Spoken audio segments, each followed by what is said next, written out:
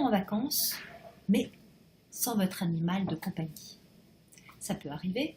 Il y a des pays qui sont absolument pas faits pour nos animaux compagnons, où c'est vraiment trop loin, ou plein d'autres raisons qui vous amènent à vous poser la question de partir sans votre animal compagnon. Comment partir serein? 4 étapes, pas plus, 4 étapes. Et vous allez pouvoir partir sereinement, sans votre animal et sans penser qu'il peut être malheureux.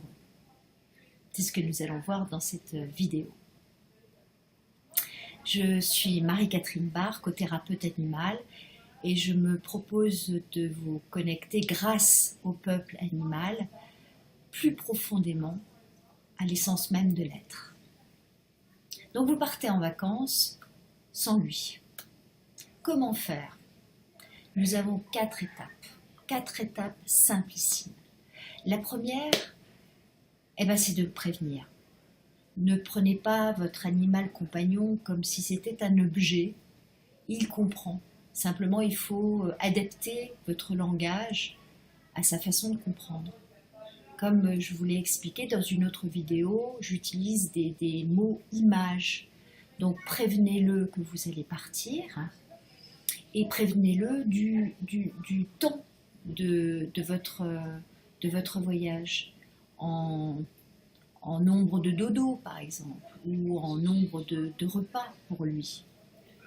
Et puis prévenez-le surtout que de la façon dont il va être gardé et du moment où vous allez revenir, bien sûr. Comme ça, il sera tranquillisé et prévenu.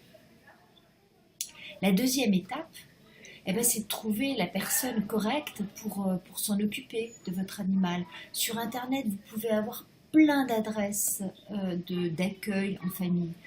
Il faut imaginer qu'il y a plein de personnes, notamment des personnes âgées, qui se verraient, mais vraiment ravies de pouvoir accueillir votre animal pour quelques jours ou semaines, et qui ne peuvent pas avoir un animal chez eux toute l'année. Et c'est un plaisir, puis c'est aussi une façon de gagner un petit peu d'argent. Donc je me propose, si vous voulez, de vous mettre des adresses qui m'ont paru vraiment intéressantes sur mon site internet, que vous pourrez aller consulter.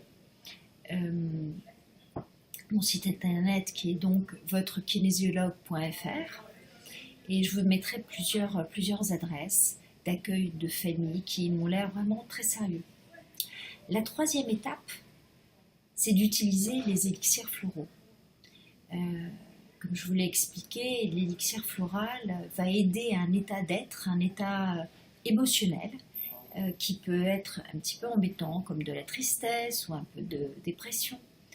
Donc si vous ne savez pas lequel exactement employer, prenez le Rescue Remedy, qui est le remède d'urgence du docteur Bach.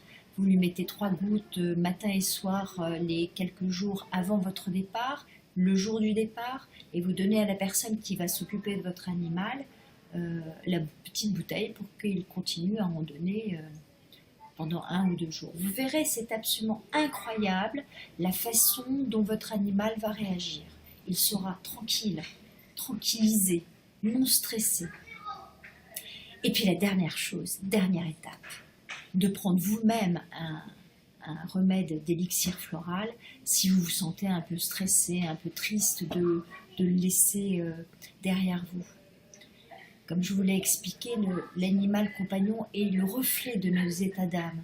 Donc plus vous êtes stressé, et plus il va capter cette émotion négative et va la ressentir lui-même. Donc plus vous allez vous apaiser, et plus il sera apaisé. Voilà, 4 étapes seulement pour que vous partiez sans votre animal en vacances tranquillement. Maintenant, il y a le retour de vacances. Pour le retour de vacances, ça peut aussi mal se passer parce qu'il y a plein de choses, comme vous retrouvez votre bureau, le métro et les ennuis qu'on laisse de côté. Ça peut être difficile pour lui. C'est ce dont je vais vous parler lors d'une prochaine vidéo. Donc si vous voulez la voir, cette vidéo, cliquez juste en dessous pour vous abonner à ma chaîne.